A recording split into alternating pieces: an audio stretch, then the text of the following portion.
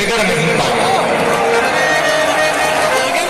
इसलिए आप कहां रहे ये महत्वपूर्ण नहीं है, आप जहां रहो वहां सनातन का झंडा फहराते रहो। यही राम राज्य है, यही राम कथा का सार है। बोलो जय सिया राम। जोर से बोलो और जोर से बोलो। तो हनुमान जी की कृपा पाने का उपाय है राम जी की भक्ति। क्या उपाय है? बोलो बोलो बोलो बोलो। अच्छा, राम जी को पाने का उपाय क्या है? भोलेनाथ से निराला शंभुनाथ से अजी कोई नहीं, आज कोई। हनुमान जी राम जी से मिलवाएंगे। और राम जी किससे मिलवाएंगे? शास्त्र में वर्णन आया, रामस्य हृदयम शिवः शिवस्य हृदयम रामः। राम जी के हृदय में भोले बाबा बैठे हैं, भोले बाबा के हृदय में राम जी बैठे हैं। तो भोले बाबा से पाने का उपाय क्या है? भोले बाबा के गुणानुवादों को सुनो, गुणों को सुनो, भगवान भोले बाबा के श्रृंगारों का वर्णन सुनो, श्रृंगार को जीवन में उतारो। देखो एक बात बताओ, ज्योतिर्लिंग कितने हैं? जोर से पहले बैठ जाओ। अच्छा बैठ जाओ, पीछे वालों को दिक्कत हो रही, बैठ जाओ। हम 3 तक गिनेंगे, 1 2 ये 3। झारखंड वाले होते बहुत बढ़िया है। जय श्री राम। तो बताओ ज्योतिर्लिंग कितने हैं? राशियां कितनी होती हैं? 12। कितनी? बोलो बोलो। 12। अच्छा, अधिक मास का महीना ना रहे तो महीना कितने होते हैं? 12। अब हम आपको आज भोले बाबा के 12 श्रृंगार बताएंगे। कितने? 12। हर श्रृंगार का महत्व है। भोले बाबा का पहला श्रृंगार सुनो। बाबा का पहला श्रृंगार है जटाओं का मुकुट। जटा मुकुट। अच्छा महाराज जी, ये जटाओं का मुकुट क्यों है? जटाओं का मतलब है विचारों से। भोले बाबा जटाओं का मुकुट इसलिए धारण करते हैं कि हमारे विचार एकत्रित रहे। इसलिए भोले बाबा पहला श्रृंगार जटाओं का करते हैं। जटा विचार को एकत्रित करती, विचार का संबंध भी सिर से है, जटाओं का संबंध भी सिर से है। लेकिन जो अपने बालों को एकत्रित कर लेते हैं लेकिन विचार को एकत्रित नहीं कर पाते, उनकी जटा बनाना व्यर्थ हो जाता है। और जिनके विचार एक होकर के राममय हो जाते हैं वही जटाधारी कहलाता है। तो भोले बाबा का पहला श्रृंगार है जटा। दूसरा श्रृंगार है चंद्रमा। क्या है? बोलो बोलो बोलो। चंद्रमा क्यों धारण किए मस्तक पर? भगवान महादेव चंद्रमा का धारण इसलिए किए हैं क्योंकि चंद्रमा मन का देवता है। मन को बसमय करने के लिए, मन को एकाग्रचित करने के लिए। बहुत लोग हमारे पास आते हैं, गुरुजी हमारा मन नहीं लगता, कथा में मन नहीं लगता, भक्ति में मन नहीं लगता, पूजा पाठ में मन नहीं लगता, ठकली के भरे मोबाइल चलाने में लगता है। अच्छा, फिल्म दिखवा दे, पूरी रात देखते रहेंगे। और कहो भाई सीताराम जपो, सीताराम, रामायण पढ़ो। गुरुजी नेत्र दर्द कर रहे हैं, आंखें फिरा रही, नक कटा है। मोबाइल चलाने में नहीं है, लेकिन मन बड़ा विचलित रहता हो, मन से परेशान रहते हो, तो चंद्रमा की पूजा करनी चाहिए। तो भगवान का दूसरा श्रृंगार है चंद्रमा। क्या है? चंद्रमा। चंद्रमा विचार को एकत्रित करते हैं। भोले बाबा का तीसरा श्रृंगार सुनो। तीसरा श्रृंगार है गंगा, वो भी सिर पर। गंगा तरंग, गंगा को सिर पर भगवान भोले बाबा विराजमान करते। गंगा का आशय क्या है? गंगा ये मन को भी पवित्र करती, तन को भी पवित्र करती है। इसलिए प्रियजनों, भगवान राम को पाने के लिए मन की पवित्रता भी जरूरी है और तन की पवित्रता भी जरूरी है। बहुत से लोग तन की पवित्रता तो कर लेते हैं, मन की नहीं करते। बाहर से तो बड़े गोरे दिखाई देते हैं, मन भयंकर काला होता है। बोलो सीताराम। ऐसे लोग बड़े खतरनाक होते हैं जो दिखने में गोरे, मन के बड़े काले। भाई कलर जैसा भी हो, भगवान की कृपा है। पर एक बात बोले, मन को इतना उजला रखो, मन को इतना पवित्र रखो कि राम जी ना मिले तो हनुमान जी मिल जाए, हनुमान जी ना मिले तो हनुमान जी का कोई दास तुमको मिल जाए। इसलिए भोले बाबा तीसरा श्रृंगार गंगा का करते हैं, गंगा को सिर पर रखते हैं। अब भोले बाबा का चौथा श्रृंगार सुनो। भोले बाबा का चौथा श्रृंगार है त्रिपुंड। मस्तक पर 3 डंडी लकीरें रहती। ये त्रिपुंड क्यों रहता है भैया? त्रिपुंड है भूत, भविष्य और वर्तमान का प्रतीक। तीनों कालों को बताने की क्षमता जिसमें है वो त्रिपुंडधारी केवल और केवल एक ही है, वो भूत धारण महादेव है।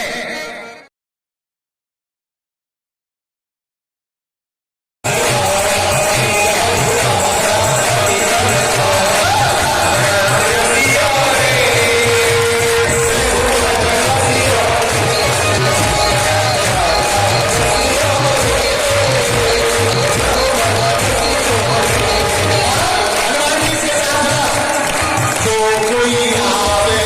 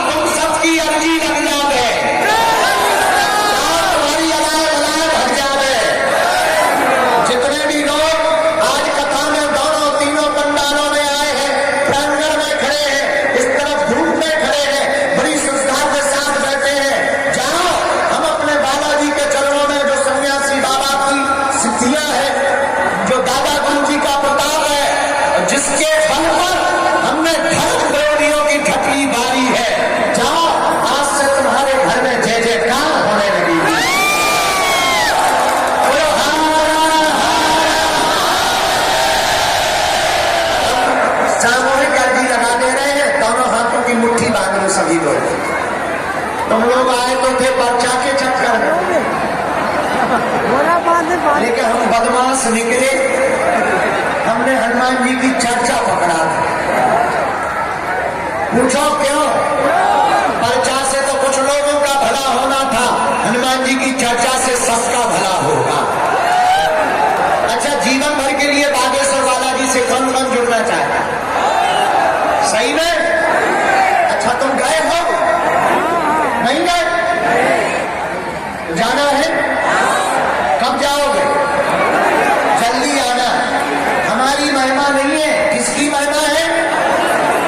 बागेश्वर धाम की।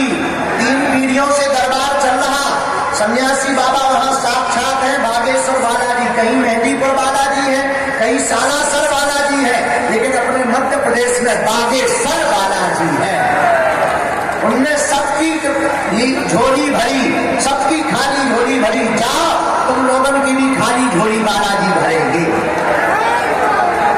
दोनों हाथों की मुट्ठी बांध लो, हम सामूहिक अर्जी लगा देते हैं, फिर बढ़िया एक प्यारा गीत सुनाएंगे, ठीक है? फिर हमें जाना भी है, कम समय के लिए आए थे, लेकिन हम आएंगे दोबारा। चिंता न करो दुबे जी, आप 7 दिन की तैयारी करो। जरा खड़े हो जाओ।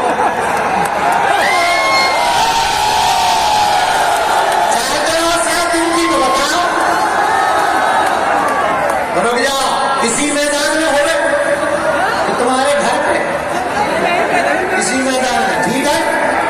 यही हम 7 दिन रुकेंगे, यही कथा करेंगे, यही दिव्य दरबार लगाएंगे, यही भूत भगाएंगे। और विरोधियों की ठटनी भी मारेंगे। आपके हृदय का सनातन कट्टर हिंदुत्व, राम जी के प्रति निष्ठा, हनुमान जी और बाबा बैद्यनाथ के प्रति निष्ठा अगर प्रगाढ़ रहेगी और आप सबके ऊपर बागेश्वर बालाजी की अगर कृपा बरसेगी, तो हम बहुत जल्दी अपने प्रिय निशिकांत जी को आज्ञा देकर 7 दिन की कथा इसी प्रांगण में सुनाएंगे। और लगभग 20 लाख लोगों को कथा सुनाएंगे और दिव्य दरबार भी लगाएंगे। लेकिन आज तो भगवत चर्चा सुनने बैठे हैं, सब लोग हनुमान जी महाराज को प्रणाम करो, बागेश्वर बालाजी को प्रणाम करो, बाबा बैद्यनाथ भगवान को प्रणाम करो। कथा के बाद में हम सबकी सामूहिक अर्जी लगा देंगे, चिंता ना करो। लेकिन आज की कथा को हम सोच रहे थे किस तरह सुनाए। चीलगाड़ी में चले आ रहे थे तो सोच रहे थे क्या गाएंगे, लेकिन तब तक हमारे मन में हनुमान चालीसा की एक चौपाई याद आ गई, क्योंकि यहाँ भोले बाबा विराजमान है। हमारे हनुमान जी भी शंकर सोहन केसरी,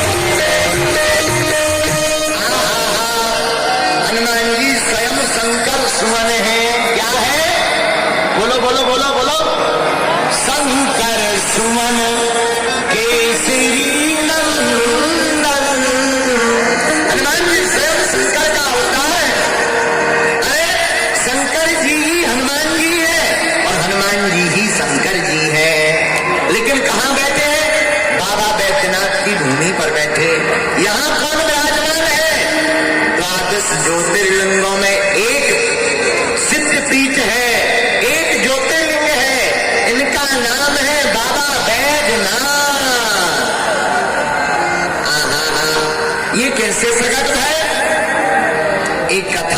प्रचलित है।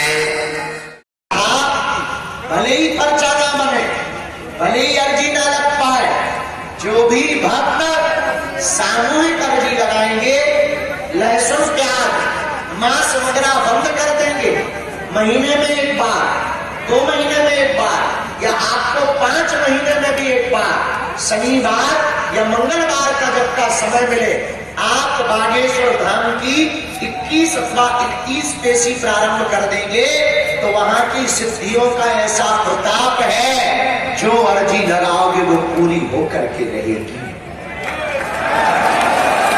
ऐसा प्रताप है, रोग बाधा, अलाय बलाय, भूत बाधा सब बागेश्वर बालाजी के चरणों में बंध जाएगी।